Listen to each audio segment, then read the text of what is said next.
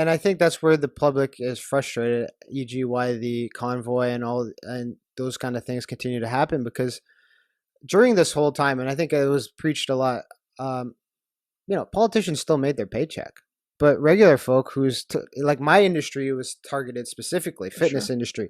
I was lucky that my business model allowed me to operate without a gym, right? Without having a facility. I was very lucky I could, but if and I tell this story all the time. In 2019, me and my wife were going to make the investment and open up, and then I had the paperwork on my desk, January 2020, and something in my head was like, "Nah, let me just wait."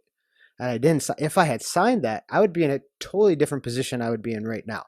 And what I think the public and where there's a discourse between government and people is government wasn't affected. The paychecks still came in. Whereas and they keep saying, well, we gave the CERB. Well, the CERB doesn't make any sense now that inflation's so high. Any profit that you did make from the CERB, say you made a minimum wage and you took the 2,000, but you only made 1,600. Well, it's gone now because the price of inflation is so high. Um, why is there such a big disconnect between people who are in office and regular folk? Is it because they just don't take the time to actually go out and do things in the community and see? For sure. I think you nailed that. Um, I don't think that most people in Ottawa talk to anyone outside of Ottawa, and Yeah, I've only been there for eight months to see that. I think it's much bigger than that. It's not only that government workers, sorry, no worries. government workers didn't take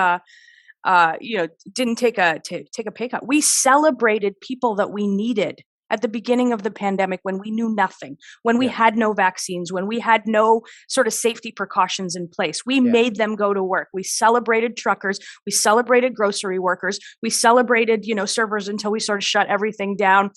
We celebrated the people that needed to make our supply chain work at the beginning when we needed the stuff that we needed. yeah. Those taking vaccines off of a truck, or those taking masks off a truck, or those making them.